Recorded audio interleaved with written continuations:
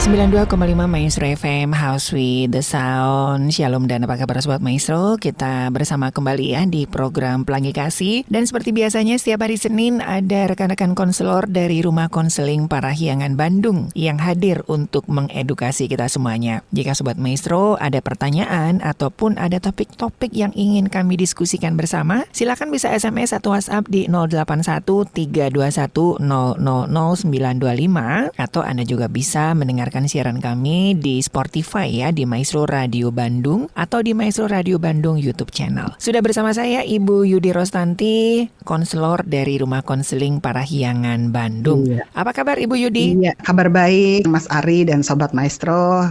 Berharap kita semua dalam kondisi baik dan sehat ya. Ya, amin. Dimanapun Anda berada. Oke. Ya. Nah, hari ini kita akan bahas apa ini, Ibu? Deg-degan loh Bu kalau deg-degan, santai Mas Ari. Kita ini temanya tema yang saya pikir sangat relate dengan keberadaan kita ya, khususnya nih kalau mungkin beberapa minggu yang lalu kita udah bahas tentang mertua menantu ya. Nah, ini juga sebenarnya masih ada hubungannya ya, karena dikhususkan untuk para pendengar atau Sobat Maestro yang mungkin usianya udah sekitar 40, 50, 60 atas. Itu hari dengan tema yaitu emptiness syndrome ya. Sindrom sarang kosong nih Sobat Maestro. Ya. Nah, apa ini bedanya dengan emptiness, Bu? Biar nggak salah fokus nih Sobat Maestro ya. Kita ngomongin emptiness, bukan emptiness. Mungkin bisa sedikit dijelaskan Ibu Yudi. Emptiness itu berbicara tentang sebuah ini saya jadi takut salah mengucap ya. Emptiness dengan emptiness gitu ya. Ini mungkin maknanya yang berbeda ya. Kalau berbicara emptiness ini sarang ya, sarang. Jadi sarang yang kosong ya, yang membuat sebenarnya ini diambil dari, nanti kita akan lihat analoginya ya, dari sarangnya burung gitu. Seperti apa burung tuh kan ada induk burung, ada anak-anaknya ya. Lalu bagaimana anak-anaknya tumbuh besar dan dilatih akhirnya terbang sendiri. Itu dan akhirnya si sarang itu ditinggalin oleh anak-anaknya menjadi sarang yang kosong. Itu kali maknanya. Tetapi kita ambil makna itu menjadi bagaimana sih kondisi daripada para orang tua khususnya yang mengalami sarang kosong itu kira-kira perasaan emosinya seperti apa ya, terus harus ngapain gitu kira-kira ya di masa sarang kosong ya, sehingga tidak mengalami yang namanya emptiness gitu ya, kekosongan, kesepian gitu. Jadi ini kan seperti satu paradok ya Bu ya. Di satu sisi orang tua seneng nih anak-anaknya sudah mulai mandiri, sudah mulai meninggalkan orang tua, dan orang tua juga sepertinya tanggung jawabnya sudah selesai gitu minimal begitu. Tapi di satu sisi ada sesuatu kehilangan begitu. Ini kan sesuatu yang nggak nyaman ya Bu ya. Atau gimana Ibu Yudi?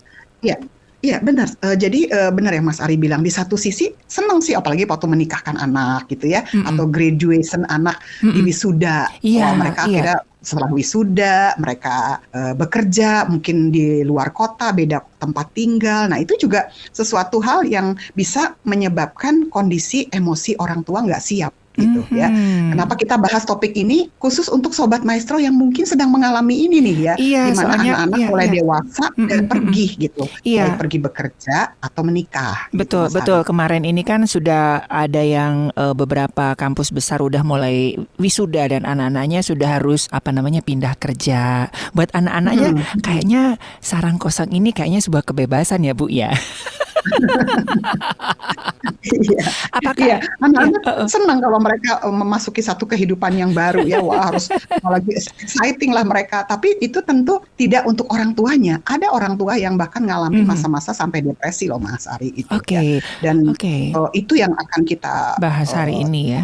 Bahas supaya minimal para Sobat Maestro bisa mempersiapkan diri, ataupun kalau sudah masuk ke dalam musim yang baru ini, benar-benar bisa merefleksikan, ternyata ada sesuatu yang baru yang harus kita belajar pada saat anak-anak pergi meninggalkan kita. Seperti itu. Iya, dan ini anak-anak juga harus belajar ya bahwa ini orang tuanya sedang masuk dalam fase sarang kosong nih. Jadi anak-anak juga bisa membantu ya Bu ya sebetulnya ya. Jadi tidak itu mah urusannya mama papa aja, yang penting aku happy. Enggak begitu ya Sobat Maestro. Jadi ini saling bersinergi begitu ya Ibu ya. Nah, seperti apa sih Bu sebetulnya tanda-tandanya kalau misalkan saya mengalami sindrom emptiness nih? Ya, jadi Sobat Maestro, seperti yang mungkin saya singgung sedikit lah ya, artinya emptiness itu sendiri sebenarnya perasaan emptiness adalah perasaan kosong dan sedih, sepi gitu ya, yang dialami orang tua pada saatnya anak-anaknya pergi meninggalkan rumah. Dan masa ini bisa seperti masa yang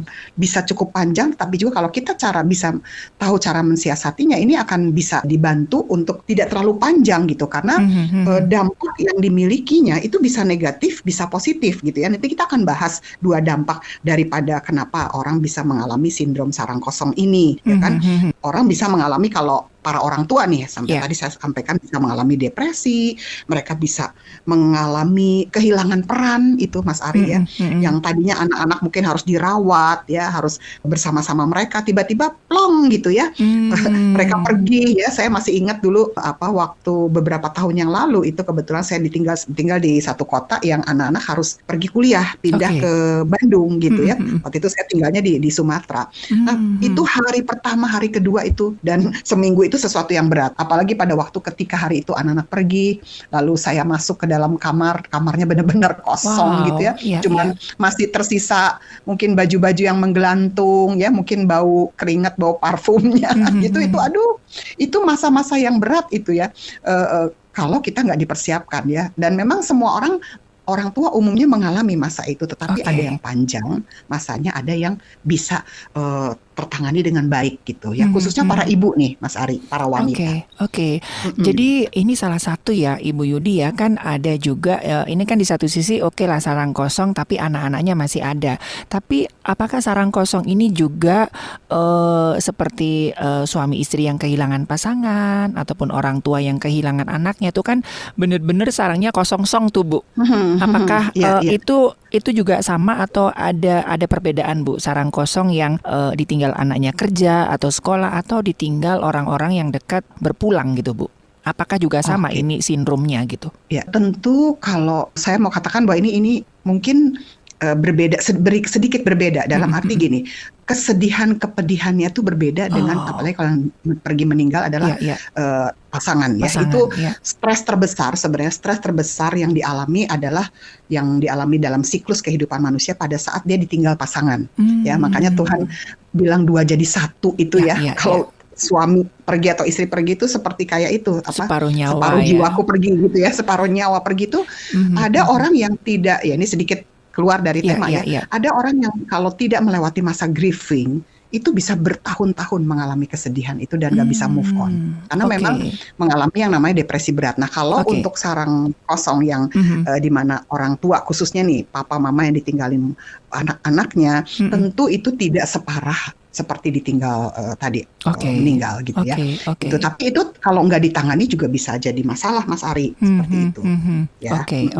Ya, ini sebetulnya kasusnya kadang-kadang tiap rumah tangga berbeda ya Bu ya untuk sarang kosong ini, atau bisa universal Bu? Kalau berbicara hubungan antara anak dengan orang tua nih, anak yang pergi meninggalkan orang tuanya dan orang tuanya merasa kesedihan, emosi-emosi yang muncul itu ya tentu berbeda-beda setiap keluarga. Contoh misalnya gini, ada orang tua yang ketika anaknya pergi dia merasa bersalah, ya kan, emosi bersalah. Kenapa dia bersalah?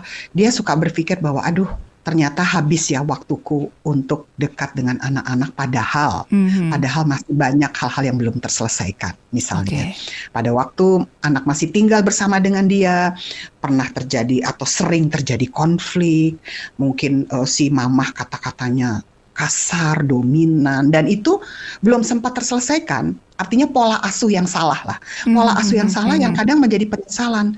Waduh, ternyata anakku udah harus pergi, anakku masih membawa mungkin luka dengan papahnya atau mamanya, dan itu udah kadung jauh ya, tidak serumah lagi, belum terselesaikan. Nah, itu bisa timbul perasaan bersalah. Oleh karena itu penting sekali sebenarnya ini, khususnya buat Sobat Maestro yang mungkin sedang mempersiapkan nih anak-anaknya masih disarang semuanya. Ayo mulai, menurut saya ya, ayo mulai adakan pemulihan relasi gitu ya. Selain mungkin kalau kita mendidik, biasanya orang tua, papa mama mendidik anak-anak membekali dengan hidup takut akan Tuhan mendoakan, disekolahin yang baik, diberi kehidupan yang baik gitu ya. Oke, kalau itu merasa sudah cukup membangun relasi yang baik, tentu akan lebih mudah melepas anak pergi ya. lawannya adalah yang tadi itu, yang belum terselesaikan. Jadi sebaiknya memang sebelum pergi meninggalkan sarang, ayo bangun relasi yang baik dengan anak-anak, bangun pemulihan seperti itu, Mas Ari. Oke, Bu. Iya, nah dari gender, Bu, apakah ibu lebih merasakan dampak dari sarang kosong ini daripada ayah, Bu? Sebelum nanti kita akan bahas, soalnya kemarin saya juga ada, Bu, ya, yang satu ibu-ibu tuh pagi-pagi udah ke pasar, udah belanja, terus sampai rumah, oh iya ya kan aku sama suami, kenapa belanja banyak-banyak gitu, Pak, Bu. Terus suaminya juga gitu, Bu. Habis pulang kerja, wah ini anakku senengannya minuman ini bawa gitu. Oh iya ya, dan anakku kan udah di luar kota gitu, Bu. Apakah oke, mungkin yang si bapaknya oh ya udah, tapi si ibunya tuh kayaknya ada sesuatu gitu. Nah, dampaknya itu gimana, Bu, antara ayah dan ibu, Bu, dengan sindrom sarang kosong ini, Bu Yudi? Iya, Mas Ari. Umumnya memang wanita lebih karena wanita kan lebih berperasaan ya, lebih melankolis mungkin ya. Apalagi ibu ini kan tugas utamanya kan di rumah ya, khususnya buat ibu-ibu yang banyak yang tidak bekerja nih, yang memang benar-benar pure menjadi ibu rumah tangga. Mereka kan hari-harinya hidupnya didedikasikan untuk anaknya. Iya, ya kan? Ada yang bilang ibu-ibu ini tugasnya penjaga sarang, Bu. Ada yang bilang begitu ya, Bu ya? Iya, betul ya. Jadi memang mereka penjaga sarang, dia yang merawat sarang anak-anak burung itu ya, anak-anak lah ya.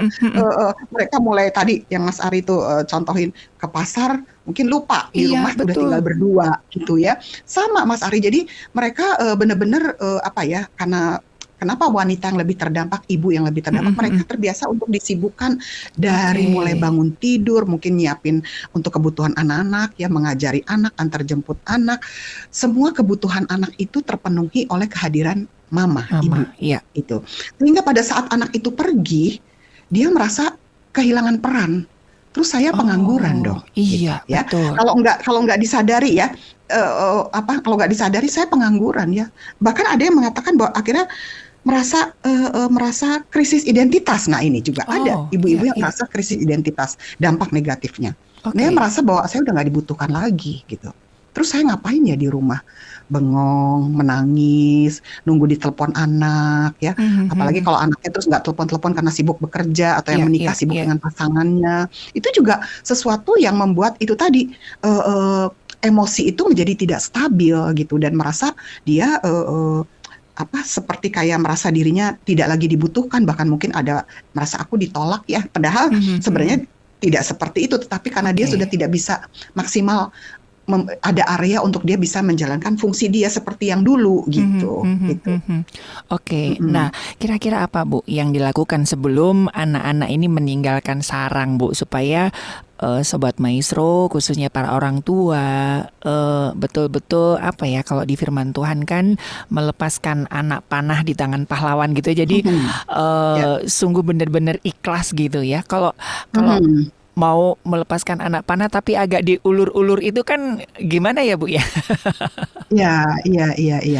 Iya, buat sebenarnya ada dua hal nih ya yang ingin kita bahas secara penting menurut saya. Yang pertama adalah bagaimana orang tua mempersiapkan anak, dan bagaimana setelah anak pergi. Benar-benar tinggal masa keberduaan. Nah, ini sesuatu yang penting Sobat Maestro. Jadi sebelum anak-anak pergi, tentunya kita perlu itu tadi membangun relasi ya. Membangun relasi yang baik dengan mereka, menyelesaikan kalau ada mungkin relasi-relasi yang pernah melukai mereka ya. Ini waktunya untuk persiapan secara rekonsiliasi terjadi gitu ya. Mungkin bisa nak, nanti bulan depan kamu udah pindah kota ya gitu ya. Yuk kita ngobrol, misalnya seperti itu ya. Selama kamu menjadi anak mama, kira-kira kamu merasa ada yang gak nyaman nggak, misalnya seperti itu. Dan selanjutnya, jadi bangun komunikasi ya, untuk pemulihan hati anak. Ini penting gitu ya, supaya dia benar-benar meninggalkan orang tuanya dengan satu semangat yang baru, dengan sikap yang baru, yang dia berpikir bahwa walaupun nanti aku udah jauh, aku akan tetap pulang loh ke rumah mama, misalnya setiap cuti atau setiap libur semester gitu ya. Aku akan selalu pulang merindukan sarang itu ya. Dan ini akan menjadi sebuah relasi yang lebih baru ya. Karena pada saat berdekatan mungkin suka terjadi clash gitu ya, tetapi pada waktu pergi ini masing-masing jadi bisa punya rasa kangen, rasa rindu gitu ya. Tapi kalau ini tidak diselesaikan di awal, tentu anak akan merasa lebih enak sama temen, lebih enak di luar, males pulang nanti takut konflik misalnya seperti itu. Jadi relasi perlu untuk dipulihkan ya. Dan juga pada saat orang tua juga perlu mempersiapkan sebenarnya nilai-nilai prinsip-prinsip kebenaran ya yang tertanam dalam kehidupan anak, supaya pada saat anak pergi mereka tetap hidup takut akan Tuhan, mereka bisa mencari gereja lokal tempat mereka bisa berkomunitas gitu ya. Jadi kadang-kadang banyak yang saya lihat anak-anak yang pindah ke kota lain, baik itu bekerja, baik itu menikah ya, mereka nggak dapetin komunitas gitu di sana, dan itu menjadi sesuatu yang menghambat ya sebenarnya ya di dalam kehidupan bersosial dan membangun spiritual mereka. Jadi orang tua perlu untuk membekali mereka. Kalau perlu pastikan kalau dia kuliah mungkin tingkat 1 gitu ya, carikan teman yang di kota tersebut ya yang bisa menolong. Nah itu akan lebih oke sih. Nah itu mungkin beberapa yang bisa, tentu mendoakan ya, tetap video call dan sebagainya. Itu bisa dilakukan Mas Ari. Jadi tetap meningkatkan kualitas relasi ya, seperti itu. Dan khususnya sebenarnya adalah kalau berbicara emptiness syndrome ini, bagaimana orang tua bisa memanage situasi yang baru ini supaya mereka bisa tetap punya kesehatan mental yang baik dan membangun relasi yang masih tersisa nih Mas Ari, yang masih ada dengan yang tersisa kan tinggal pasangannya gitu. Betul. Ya. Dan ternyata banyak juga Mas Ari orang-orang yang pasangan-pasangan yang akhirnya mengalami konflik perkawinan pada saat anak pergi gitu ya. Itu kenapa seperti itu gitu, karena pada waktu anak bersama-sama dengan mereka lupa merawat pernikahan mereka. Contoh misalnya ada anak-anak yang suka dijadikan jembatan gitu ya. Misalnya mau mau ngomong sama suaminya lewat anak ya, mau komplain tentang pasangannya lewat anak. Jadi anak kayak dijadikan kurir gitu ya, untuk menyampaikan pesan ke orang tuanya, ke papa, ke mama, sehingga pada waktu anak pergi mereka akhirnya merasa aduh kok ada sesuatu yang mereka nggak bisa terkoneksi dengan baik gitu. Betul. Usia pernikahan yang mungkin sudah 20 tahun, mungkinnya 25 tahun kan usia-usia anak seperti itu ya pada waktu pergi 20 tahun misalnya. Itu yang sebenarnya perlu dicermati, bagaimana kita membangun kehidupan yang baru di musim yang baru. Iya. Kemarin saya juga ketemu dengan keluarga yang dia ada konflik dengan suaminya juga ada konflik dengan istrinya. Pelampiasannya tuh dengan anaknya Bu. Jadi kan main dengan anaknya gitu kan untuk mengalihkan masalah. Sementara sekarang anaknya udah pada kuliah nih. Mau ngajak siapa lagi gitu kan, dan itu muncul ya Bu ya, konflik-konflik itu mau tidak mau dia harus skill untuk menghadapi masalah dengan pasangannya itu nggak terlatih itu ya Bu ya. Iya. Jadi memang di dalam musim ini sebaiknya memang segera untuk diperbaharui relasi yang masih ada ini, yang tersisa yaitu dengan pasangan. Saya pernah mengkonseling pernikahan yang udah puluhan tahun, mungkin sekitar 40 tahun menikah. Waktu itu yang saya ingat zaman waktu COVID Mas Ari ya. COVID itu kan orang tua ini udah usia sekitar 60-70, mereka nggak mau tinggal sama siapa-siapa, mereka tinggal berdua. Nah sayangnya mereka tinggal berdua tetapi relasi mereka tidak cukup mampu untuk saling bersinergi dengan baik, karena ternyata mereka kaget begitu tinggal berdua banyak konflik yang terjadi karena hal-hal yang sebelumnya, yaitu biasanya ada orang, mereka jarang ngobrol, dia ngobrolnya sama anak, sama pembantu, tapi sama pasangan jarang ngobrol gitu. Jadi begitu harus ngobrol berdua, ini yang sebenarnya perlu untuk dibantu, dilatih kembali di masa-masa kita tinggal dalam masa keberduaan seperti itu. Jadi ini masa fase-fase yang bahaya ya Bu ya. Soalnya ada juga beberapa teman yang anaknya lagi kuliah, terus dapat kabar orang tuanya mau cerai Bu gitu. Jadi ini ya. Jadi selama anak ada di rumah, orang tuanya lupa menyelesaikan konflik antara pasangan. Begitu anaknya nggak ada, meledaklah itu Bu. Seperti itu ya Bu. Atau fokusnya, atau fokus ke anak terus kan. Mungkin ibu-ibu lah ya. Mungkin mulai dari anak kecil lebih banyak komunikasi dengan anak, ya, merawat anak, antar jemput anak. Sementara mungkin suami juga sibuk membangun bisnis, mungkin pekerjaan, karir ya. Mereka sibuk dengan tugas masing-masing gitu. Sebenarnya itu nggak masalah sebenarnya. Memang demikianlah tugas pembagian dalam rumah tangga. Tapi relasi suami istri, ya ini akhirnya kembali ke relasi suami istri lagi. Itu juga tetap harus dibangun sebelum anak anak meninggalkan rumah sebenarnya ya. Tapi kalaupun misalnya sekarang nih, saya kan ngomong untuk para orang tua ya, yang seorang para midlifer lah nih ya, orang-orang parubaya, tidak ada yang kata terlambat sebenarnya. Justru ya, saya banyak menangani kasus-kasus di ruang konseling. Kalau mereka sadar bahwa ini musim yang baru, ya, justru ini kesempatan yang indah loh untuk bisa memperbaiki apa yang dulu nggak pernah dilakukan bersama-sama karena kesibukan. Ya, seperti itu. Mungkin orang-orang yang akhirnya suami-suami yang udah memasuki sebentar lagi masa pensiun misalnya, gitu ya.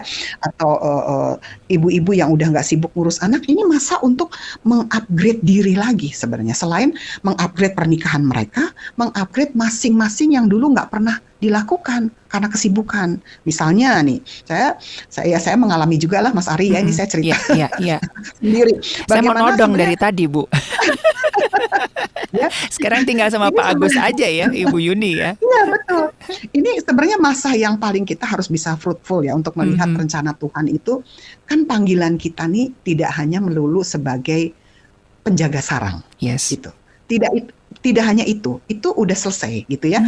Penjaga sarang udah selesai, sekarang gilirannya untuk kita menjaga, mungkin kalau dulu punya baby, sekarang baby yang dalam tanda kutip yang baru nih, kehidupan selanjutnya nih harus dibangun juga, dibesarkan gitu. Yaitu apa? Kita perlu melihat kembali apa sih yang kita masih sisa, potensi apa yang belum terbangun dalam diri kita sebagai seorang believer. Ya, selain tentu membangun relasi dengan pasangan, kalau ada masalah pernikahan tentu kita perlu temui orang-orang yang bisa menolong gitu ya, mungkin ke konselor, ke profesional. Berikutnya juga kita bisa isi hal-hal yang positif dalam diri kita sementara kita nggak sibuk lagi gitu. Misalnya gitu ya, kita bisa meningkatkan selain tadi kualitas hidup pernikahan, menghidupkan kembali minat-minat yang selama ini mungkin tidak tergali gitu. Misalnya di usia tua, apa sih yang bisa dilakukan? Misalnya, kita sekolah lagi, misalnya gitu ya. Misalnya yang senang baca buku bisa lebih digali lagi. Senang sekolah, senang mengerjakan hobi, misalnya. Punya hobi-hobi yang dulu nggak pernah terjamah, misalnya berkebun, misalnya ya. Karena sibuk antar jemput anak, ayo sekarang mulai berkebun ya. Belajar bahasa, mungkin kasih les bahasa, misalnya ya. Belajar, karena kayak suami saya nih Pak Agus, dia suka pelajaran matematika gitu ya. Dia senang misalnya, panggil anak-anak, ayo diajarin gitu ya. Kalau dulu ngajarinya anak sendiri, sekarang anaknya tetangga, misalnya, atau anak-anak udah di gereja. Gitu ya. Jadi itu bisa jadi peran penggantinya ya Bu ya. Substitusi ya. Ya, mengisi waktu-waktu supaya kita nggak fokus kepada kehilangan itu, nggak kosong, betul. Nggak kesepian, dan kita tetap harus melatih untuk mental kita, pikiran kita, spiritual kita tetap sehat gitu di masa kita keberduaan atau sendirian bahkan ya, seperti itu. Jadi ini juga penting sekali sebenarnya, perlu untuk mulai sadar ya para midlifer nih ya yang mengalami sarang kosong, bahwa kita perlu menerima keadaan yang baru ini. It's okay. Anak-anak kita memang harus pergi. Ya, memang demikian adanya. Jadi memberikan kesadaran ya, lalu mulai mengubah pola pikir dan mengubah aktivitas ya yang baru juga gitu. Ya mungkin ya seperti kalau saya lakukan nih biasanya pagi mungkin bisa olahraga, jalan kaki, misalnya yang ringan gitu ya, karena kita udah kaum midlife nggak bisa yang berat-berat, misalnya bisa ngobrol, bangun kebersamaan dengan pasangan gitu ya, seperti itu. Jadi saya pikir justru di masa sarang kosong ini adalah waktu untuk kita bisa meningkatkan kualitas-kualitas hidup di dalam musim yang baru. Seperti itu. Oke. Iya. Kalau saya lihat ini ya Bu ya, lihat perbandingan antara ya kemarin juga Ibu Yudi sempat singgung juga begitu ya. Kalau di Barat itu kayaknya sindrom sarang kosong nggak terlalu menjadi masalah begitu ya Bu ya, karena anak-anak dari usia 17 tahun kan memang ya kalau bisa jangan disarang terus gitu kan. Tapi ini kan jadi masalah di budaya Timur ya Bu ya. Kalau saya melihat orang-orang di Barat itu kan ya udah waktunya anak-anak udah mandiri, dia udah keliling dunia gitu, nikmati hidup gitu. Iya, betul. Jadi sebenarnya itu pola-pola pikir seperti itu juga kita perlu adopsi. Sih. Artinya gini, bahwa anak nggak selamanya dengan kita. Ya, karena firman Tuhan juga suruh kan mereka bersatu dengan istrinya yang menikah ya, atau mereka juga butuh punya kehidupan sendiri gitu. Jadi tugas orang tua sebenarnya sekarang justru perbanyak waktu berdoa buat anak-anak. Yes. Ya. Bahkan membiarkan dalam tanda kutip ya, andai anak-anak mengalami tantangan pergumulan dalam hidup. Kadang-kadang ada kepedihan pada saat dengar anaknya di kota yang jauh, aduh mengalami masalah ini. Mungkin, di kantornya ternyata di PHK misalnya ya, atau kantornya apalagi mengalami misalnya pengurangan gaji, atau apalagi misalnya sedang sakit, sedang apa. Biasanya para mamah nih yang stres sendiri gitu ya. Padahal sebenarnya kita perlu untuk berlatih menyerahkan anak-anak kita sama Tuhan gitu ya. Berlatih untuk bagaimana Tuhan pelihara kita di masa tua, anak Tuhan juga pelihara mereka di dalam masa perkembangan mereka. Tuhan izinkan untuk mereka mengalami yang namanya kesusahan, pergumulan hidup, kepedihan, nggak apa-apa gitu. Kita cukup mungkin melihat dari jauh ya, mendoakan mereka. Dan kalaupun misalnya nih mereka pulang ke rumah, ya mungkin mereka gagal di luar ya, tiba-tiba anak misalnya gagal gitu ya dalam pekerjaan, gagal di luar, mereka masih boleh pulang kok ke rumah. Ya, justru rumah itu menjadi tempat yang bisa menenangkan mereka kembali. Kalau burung nih, Mas Ari, mungkin anak burung berlatih terbang jatuh, terus sama ibunya digendong masuk ke sarang, dirawat lagi gitu. Mungkin ada perawatan yang masih belum cukup gitu ya, dimana kalau butuh nasihat kita masih bisa berikan kok nasihat, butuh ketenangan kita masih bisa memberi ketenangan ya. Justru rumah menjadi tempat yang aman pada saat mereka gagal di luar gitu. Itu. Pada saat mereka gagal di luar mungkin menjalankan fungsi mereka sebagai pekerja ya seperti apapun lah, mereka boleh pulang gitu ya. Tetapi tentu tidak selamanya di rumah terus gitu. Kita menyediakan rumah untuk menerima mereka ya. Mereka bisa beristirahat dan melakukan pemulihan di rumah gitu. Sama seperti sebenarnya kisah perumpamaan yang anak yang hilang gitu ya, yang Tuhan Yesus seperti itu. Bapak menunggu kok, Bapak menunggu. Ya, kalau anaknya gagal di luar boleh pulang gitu. Kita rawat lagi, suatu saat dia akan terbang lagi. Gitu, Mas Ari. Iya. Wah, ini sesuatu yang luar biasa ya Sobat Maestro. Nah, kadang-kadang kita memang seperti Ibu Yudi dan mungkin kita juga lupa untuk mempersiapkan ini gitu ya. Harusnya kan kita sudah tahu ya Bu ya, sebetulnya ya Bu ya, anak-anak kalau udah SMA atau seperti apa kan, itu kan apakah orang tua harus ini Bu, menyengajakan gitu Bu? Harus apa? Sorry, harus benar-benar hukum kesengajaan gitulah, sengaja mempersiapkan waktu gitu. Misalkan anak ini SMA nih, 2 tahun lagi akan kuliah keluar kota gitu. Jadi artinya orang tua harus prepare sebelumnya gitu kah Bu, atau seperti apa sih Bu tadi? Iya, betul. Untuk sebuah kemandirian tentu dilatih dari rumah ya. Misalnya mereka udah mulai, kalau anak itu hobinya masak misalnya, ayo hari ini atau mungkin sebulan ini kamu ya yang masak ya, mama yang beliin bahan misalnya gitu ya, supaya mereka nanti di luar sana juga bisa survive gitu, tidak hanya jajan-jajan beli makanan tapi mereka bisa masak. Lalu mulai dikasih tahu misalnya cara bersihin kamar mandi seperti ini. Nanti kan kamu kan harus bersihin sendiri kamar mandimu gitu ya. Lalu mulai memperkenalkan tugas-tugas yang untuk mengelola rumah dan juga bagaimana mereka membangun relasi dengan orang-orang gitu. Tapi tentu ini kan tidak instan ya. Yes, betul. Tidak instan ya, dari kecil anak itu udah mulai dididik. Nah, pada saat di penghujung gitu ya, kita boleh izinkan untuk mereka bisa mandiri berkarya ya, dengan tadi itu dengan mungkin hari ini kita kasih kepercayaan apa. Misalnya ya, bawa mobil misalnya. Nah itu kan mungkin mereka nanti di kota lain harus nyetir motor, nyetir mobil. Jadi jangan terlalu posesif juga gitu ya. Orang tua jangan terlalu posesif mempersiapkan anak-anak gitu ya untuk yang kuliah. Nah kalau yang untuk menikah tentu juga ada waktu-waktu di mana selain pemulihan itu ya. Saya ingat ada satu dosen saya mengajarkan H-3 bulan itu justru udah mulai waktu-waktu di mana kita banyak bonding time untuk berbicara tentang perpisahan itu ya. Perpisahan yang sweet gitu ya, bahwa ini khusus yang akan menikah Bu. Apakah ada perbedaan Bu antara perpisahan dengan anak yang mau menikah dengan anak yang mau lanjut kuliah keluar kota Bu? Iya, tentu ada perbedaan ya, karena mereka akan menjalankan peran-peran yang berbeda ya, yang satu sebagai mahasiswa, yang satu sebagai ayah, sebagai suami dan istri gitu.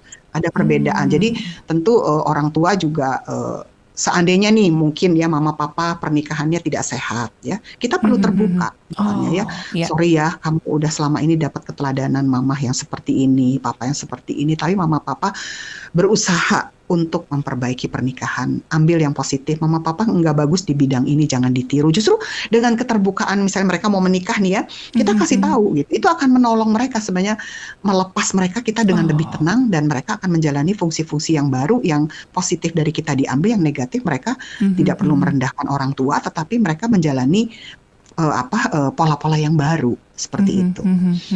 Gitu, Mas Ari. Jadi kita pun sebagai orang tua yang ditinggal ya, nggak ada lagi yang ditutup-tutupi gitu ya dalam relasi dengan anak ini gitu, dan ini waktunya saya merawat yang sisa yang saya punya gitu. Oke. Nah, jadi artinya dengan ada dua hal tadi ya Ibu Yudi sudah sampaikan bahwa di awal adalah mempersiapkan ya. Kita tahulah pasti apapun itu ya, anak-anak kita ataupun pasangan kita pasti suatu saat kan di dunia ini nggak ada yang abadi ya Bu ya. Ya kecuali toko abadi di sebelah. Abadi juga belum tentu abadi begitu. Hanya Tuhan aja yang abadi begitu kan. Nah, ada mempersiapkan ya, dan intinya yang selalu Ibu Yudi sampaikan adalah komunikasi. Itu yang pertama ya Bu ya.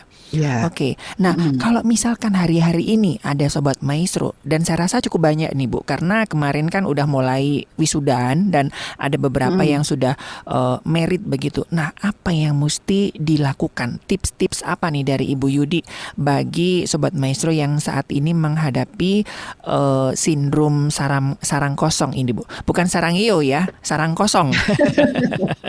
Iya, kalau untuk anak-anak yang pergi ya, saya pikir sesibuk apapun Anda atau kalian gitu ya, sempatkan gitu untuk say hi gitu ya. Mungkin apalagi kadang-kadang para ibu nih senang kalau ngelihat anaknya lagi di mana, mungkin lagi masak ya. Sampai hari ini lah saya cerita lah, anak saya itu hampir ya mungkin 2 hari 3 hari sekali telepon gitu, hanya cuma memperlihatkan wajah, aku lagi masak ini, aku lagi kerja, aku lagi sekedar mungkin ya 5 menit 10 menit, dan itu ternyata sesuatu yang memberi sukacita ya untuk para orang tua midlifer, para midlife. Nah jadi minimal orang tua sebenarnya hanya ingin memastikan aja sebenarnya anak-anak dalam kondisi baik, dan kalau sakit pun ya mereka jadi bisa mendoakan, lalu memberikan saran obat dan sebagainya. Jadi tetap ada koneksi dan tetap bisa ada relasi yang hangat walaupun mereka berjauhan. Jadi menyapa orang tua ya, ya syukur-syukur kalau mau apa gitu ya, ada yang mesti diberi orang tua mungkin di hari-hari yang spesial, nggak apa-apa lakukan gitu sebisanya anak gitu ya. Tidak harus, tapi semampunya anak, karena orang tua membutuhkan juga untuk memastikan anak-anak semua bisa baik gitu. Jadi itu. Lalu untuk orang tuanya, sebenarnya ini sekarang untuk kita para orang tua gitu ya, hal yang perlu dilakukan yaitu coba untuk mulai melihat hal-hal yang, kalau saya melihat urusan dalam dan urusan luar, domestik dan keluar ya, yang bisa dilakukan. Mungkin kalau untuk ke dalam seperti yang tadi ya, mulai mengidentifikasi sebenarnya apa ya hal-hal yang tertunda selama ini. Ya, itu waktu untuk refleksi itu banyak akhirnya ya. Mungkin kita mulai ada waktu keberduaan yang mungkin selama ini terabaikan ketika bekerja dulu ya, dan membesarkan anak-anak. Ini waktunya untuk membangun intimasi lagi ya, keberduaan dengan ngobrol ya, membangun mesbah doa, bisa lebih rileks, nggak keburu-buru harus ngantar anak sekolah gitu ya, dengan pasangan, lebih banyak waktu untuk mengerjakan hal-hal yang hobi tadi gitu ya. Mungkin juga ada tadi saya udah sampaikan di depan, calling yang belum terlaksana gitu ya, karena kesibukan. Ini waktunya gitu lah. Mungkin suami mulai mencurahkan waktu pikiran untuk gimana ya menolong memaksimalkan pasangan saya misalnya ya, untuk memenuhi panggilannya. Mungkin ada suami-suami yang istrinya terpanggil untuk misalnya sekolah lagi, atau suaminya sekolah lagi, tapi yang ringan ya, bukan yang berat seperti dulu, tapi lebih untuk mengisi supaya kita tetap pikiran kita produktif gitu ya. Seperti itu, perbanyak waktu mungkin membaca, menambah pengetahuan dan wawasan yang dibagikan ke orang lain. Nah, itu penting gitu. Kita perlu waktunya untuk mengempower orang-orang sekeliling kita ya. Hal-hal yang yang bisa kita lakukan. Itu aspek untuk ke dalam. Lalu keluar juga mencari itu aktivitas baru ya. Orientasinya bukan untuk cari uang lagi nih Mas Ari gitu Iya, ya. iya, Bukan iya. aspek ekonomi, Mhm, tapi lebih mungkin aspek yang bersifat pelayanan ya, Oke. sosial, kemasyarakatan gitu. Itu perlu itu untuk seorang midlife melakukannya. Ciptakan kesempatan berbagi pengalaman hidup dengan orang-orang muda gitu ya. Mhm, Tetap mhm. terkoneksi melihat orang-orang muda gitu, mensupport mereka gitu ya, seperti itu. Punya komunitas, punya support system ya untuk bisa sharing. Jadi jangan jangan merenung terus di rumah di sarang Iya, iya, kosong gitu iya, ya. iya. Keluar temukan komunitas sesama usia gitu yang Mhm, cocok mhm. seperti itu. Itu akan menolong kita bisa punya kesehatan mental yang lebih baik. Iya, iya. Iya, sebenarnya ini adalah sindrom sarang kosong ini sebuah situasi yang umum ya sebenarnya. Oh, Umum akan mhm. dijalani sebenarnya Mhm, mhm. oleh para orang tua ya. Sama seperti kita umum menjalani waktu masih anak-anak kecil ya, Oke, oke. menjadi guru buat anak-anak, Mhm, ngajarin anak-anak mhm. dan sebagainya. Tapi saya peran-peran orang tua itu masih dilakukan, tetapi peran sebagai orang tua tuh kan sebenarnya tidak akan pernah berakhir, tapi berkembang gitu. Sama seperti Iya, dulu kita iya, iya. waktu masih baby kasih susu, tapi kan waktu anak udah besar beda lagi perannya. Sama dengan sekarang sudah berumur juga perannya beda lagi gitu. Ya, Mhm, jadi mhm. kalau kembali ke kasus tadi contohnya Mas Ari, ya tentu mereka happy kali ya ada anak Iya, burung yang iya baru mereka happy, sayanya masuk nggak ke arah happy, Bu, mereka. dalam arti saya baru sadar hari ini setelah sekian puluh tahun. Oh, iya ya. Dan saya salah meresponi. Saya tidak tahu, Bu. Oh, ternyata itu yang Hmm. namanya sindrom sarang kosong. Iya, Gitu. iya, iya. Oke, Iya, oke. jadi ya kalau buat Mas Ari, saya pikir eh, eh, selama Mas Ari masih bisa menjalaninya gitu ya, memang akan tinggal di situ di Sudah sarang kabur, tersebut Bu, dan kita, sayanya, Bu. oh sudah kabur, oh oke, oke, it's okay, Maaf ya, ya ada yang sudah denger, berarti soalnya ada yang denger ya, punten pisan. Enggak, dan baik it's Bu, baik, okay, iya. bener gitu kan. Mm-mm. Cuman kan di satu Iya, sisi saya sendiri kan juga apa ya, dalam kebingungan ya. Nggak paham, saya baru paham ini. Seandainya pas itu saya dipersiapkan juga nih menghadapi ya, atau mungkin juga teman-teman yang mau kos nih, kan suka ada anak-anak yang kos ya Bu, yang ngekos gitu kan. Ada hmm, ibu-ibu kosnya hmm, kan biasanya kan ya, suka menganggap anak-anak kosnya ya, ini anak-anak sendiri gitu iya, kan. iya, iya, Gitu. iya, Termasuk betul, sekarang ini betul, kan juga ya. saya ngekos dan sepertinya saya menempati sarang kosong juga, Bu. Iya, ya, selama masing-masing bisa mengerti ya situasinya nih, Oke. ada kondisi emosi apa sih yang sedang berkecamuk dalam usia-usia kehidupan seseorang gitu ya. Itu dan masih bisa dilakukan, is oke, nggak apa-apa ya. Toh kita juga tetap ini hanya mungkin perlu kita juga bangun boundaries gitu ya, Ya, ya. batasan yang tentu itu akan berbeda nanti topiknya. Tapi intinya kita memahami bahwa oh kenapa dia seperti itu, mungkin mereka menghadapi season ini gitu. Oke. Seperti itu Nah, ya. Ibu Yudi, ini kan temanya merawat yang masih tersisa. Mhm. Kalau Ya, misalkan punten pisan, ini kan tidak sedikit sobat-sobat maestro yang ya, single parent, ya, Bu. Ini kan ya, lebih berat lagi, Bu. Kalau misalkan tadi betul, anak-anaknya betul. pergi kan masih ada suami ataupun istri. Tapi Mhm, kalau mhm. misalkan yang single parent, Bu, apa yang mesti Ya, dilakukan, Bu, dengan sindrom sarang kosong ini, Bu? iya, iya, betul. Kalau untuk khususnya ini para wanita yang ditinggal, maaf ya, oleh pasangannya, Mhm, misalnya mhm. ya dipanggil Tuhan, sudah almarhum.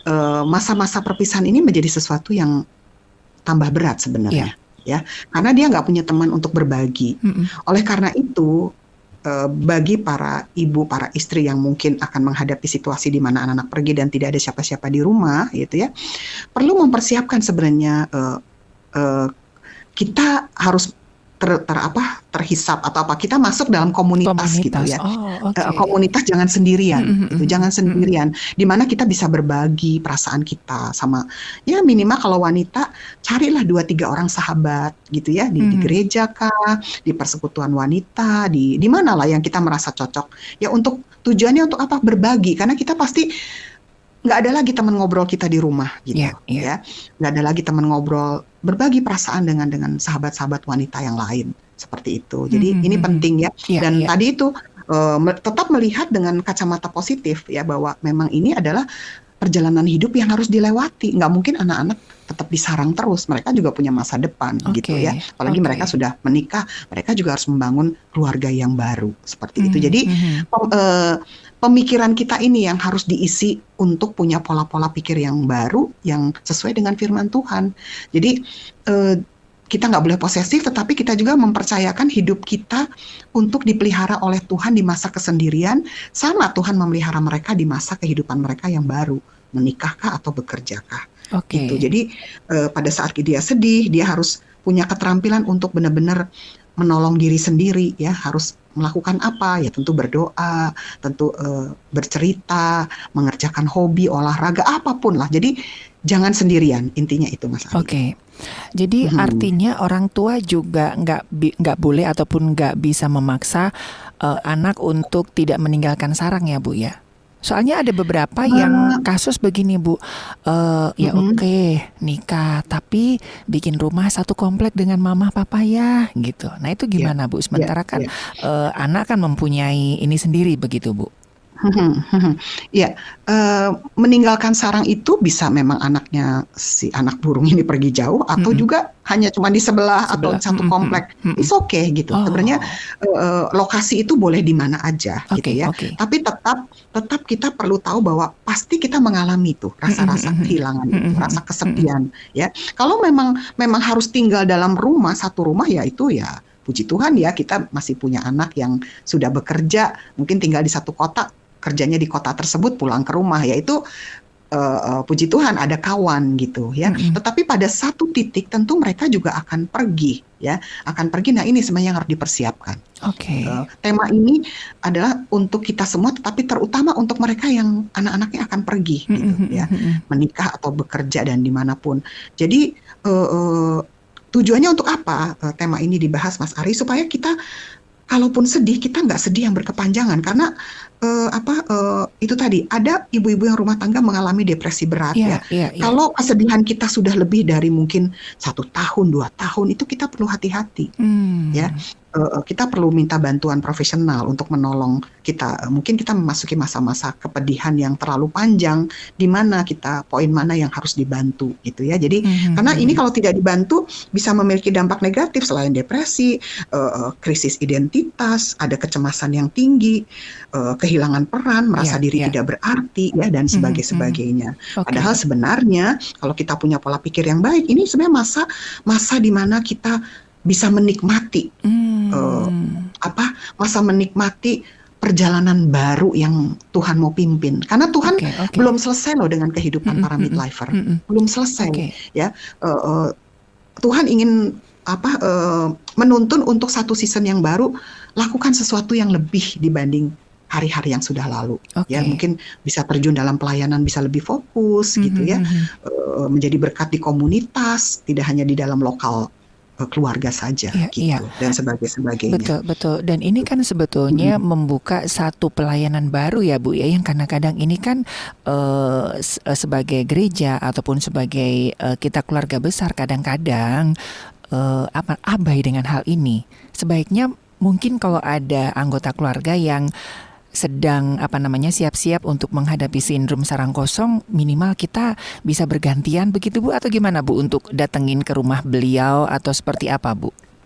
Ya sebenarnya fungsi gereja ini sangat strategis sekali untuk bisa menolong, khususnya nih mungkin melihat para janda, yang sendirian ditinggalkan anaknya, mungkin udah almarhum suaminya, mereka tinggal sendiri, anaknya juga pergi. Coba libatkan mereka gitu, membuat diri mereka berarti lagi gitu ya. Nih saya punya teman gitu ya, kebetulan suaminya sakit terus dipanggil Tuhan, anaknya juga tinggal di kota yang lain. Dia ini sampai hari ini saya lihat sangat fit dan sehat ibu ini. Karena apa? Karena dia ternyata diperhatikan oleh gereja. Dia bahkan menjadi tenaga full time di gereja, Mas Ari, menjadi pendoa. Lalu ibu ini suka masak kan, hobi masak. Jadi dia masakin buat anak-anak muda yang pelayanan di gereja. Dia yang nyediain makanannya. Dia tetap bergaul dan terkoneksi dengan banyak komsel tuh sel-sel grup misalnya, seperti itu. Jadi hidup dia jadi lebih dinamis, lebih produktif, dan lebih sehat ternyata seperti itu. Jadi nggak melulu menyesali anak tidak ada di sarang ya, aku hidup sendirian. Toh Tuhan punya musim yang baru yang bisa kita responi kalau kita mau mulai melihat dengan kacamata yang positif seperti itu. Betul. Dan semua orang mengalami ini pasti ya Bu ya, mengalami sindrom sarang kosong ini ya Bu ya. Iya pasti, tetapi tingkat tingkat kesulitannya, bukan tingkat Berbeda. beban yang Mhm. berbeda-beda Iya seperti iya itu. iya. Dan Oke. harapannya kalau kita sudah tahu bahwa kita akan melewati ini, kita bisa bisa prepare ya, Mhm minimal mhm. mental kita, hati kita, pikiran kita bisa dipersiapkan. Itu Mas Ari. Oke, iya. Aduh, ini masih banyak hal yang bisa kita ulik nih. Nah, mungkin dari Ibu Yudi masih ada yang ingin disampaikan sebelum kita sampai ke kesimpulan, Ibu Yudi? Ya, ya. Satu hal sebenarnya khusus buat teman-teman para midlifer ya, Bapak Mhm. Ibu yang sedang menghadapi masa ini adalah masa di mana Tuhan ingin melanjutkan karyanya yang besar Yes. lewat musim yang baru gitu. Ya, tahun-tahun yang kosong itu seperti tahapan kehidupan memang yang harus dijalani dengan iman ya, dengan Mhm. iman. Ya, kita perlu untuk belajar mempercayakan kehidupan kita di masa ini kepada Tuhan dan mempercayakan anak-anak kita yang sudah pergi ya dengan kepada Tuhan ya. Seperti saya ingat itu ayat yang Tuhan selalu ingatkan di Matius gitu, pandanglah burung di langit yang Oh, tidak iya, menabur, tidak iya. menuai gitu ya, yang tidak mengumpulkan bekal lubung tapi diberi makan oleh Bapa yang di surga. Itu berlaku Mhm untuk mhm. ya firman Tuhan kan, bukankah kamu jauh melebihi burung-burung itu gitu. Iya. Ini adalah janji berkat dari Tuhan yang untuk yang baik ya, untuk dan benar untuk mendorong anak-anak kita boleh keluar dari sarang. Di sana ada berkat Tuhan seperti Mhm Tuhan mhm. memberkati kami di sini gitu. Jadi berkat Tuhan di sana yang untuk mereka pergi dan orang tua yang tinggal gitu. Dan kita juga akan dihibur sebenarnya ya. Iya, Kita akan dihibur. Saya ingat ada satu ayat nih terakhir ya, iya ingin iya. buat Sobat Maestro di Yesaya 48 bilang seperti ini. Yesaya 48 ayat 17 saya baca ya, bahwa akulah Tuhan Allahmu yang mengajar engkau tentang apa yang memberi faedah, manfaat ya di masa usia sekarang. Hal apalagi sih yang bisa kita lakukan dan akan menuntun engkau di jalan yang harus kau tempuh gitu. Jadi sekiranya di sini ayatnya, sekiranya engkau memperhatikan perintahku, maka damai sejahteramu itu akan seperti sungai yang nggak pernah kering, dan Yes. kebahagiaanmu akan terus berlimpah seperti gelombang laut yang tidak pernah berhenti. Nah ini Amin amin. janji buat kita gitu. Jadi Mhm mhm. nggak usah jangan berlama-lama dalam kecemasan dan kesepian dan kekosongan gitu ya. Ini season yang baru yang dilewati dengan iman bersama dengan Tuhan, dan ada berkat-berkat yang baru gitu Yes. ya, berkat kesehatan, berkat damai sejahtera yang berbeda mungkin ya Mhm. dengan yang telah lalu, dan Tuhan ingin memperbaharui kita. Iya. Itu Mas Ari. Oke, iya, dan Ya. ini sama dengan tema Radio Maestro bulan ini ya, Yehova Shammah ya, Mhm. bahwa Tuhan ada di setiap musim hidup kita. Jadi mungkin Mhm. hari-hari ini Sobat Maestro sedang dalam musim sarang kosong, ada Tuhan yang akan memenuhkan sarang itu ya Bu ya, Iya, dengan betul. apa yang di Yesaya dan Matius tadi yang sudah Ibu Yudi Mhm. sampaikan. Mhm. Mhm. Oke, Ibu Yudi terima kasih buat hari ini. Semoga ini bisa memberikan satu kekuatan bagi sobat-sobat Maestro yang sedang menghadapi sindrom sarang kosong begitu. Saya selalu Ibu Iya. Yudi. Iya, terima kasih Sobat Maestro semua. Tuhan berkati ya. Iya, dan jika Sobat Maestro ada hal yang ingin dilayani secara intens ya, nanti kami akan memberikan call center dari Rumah Konseling Parahyangan Bandung ya. Ada cukup banyak konselor-konselor yang sudah sangat profesional di bidangnya untuk bisa membantu Anda, termasuk juga menghadapi sindrom sarang kosong. Baik, dari Gra Maestro Jalan Kaca Piring 12 Bandung, saya Ari dan Ibu Yudi Rostanti, konselor dari Rumah Konseling Parahyangan Bandung, mengundurkan diri dari program Pelangi Kasih. Kita ketemu lagi di program Pelangi Kasih selanjutnya. Tetap jaga protokol kesehatan, tetap semangat, dan Tuhan memberkati.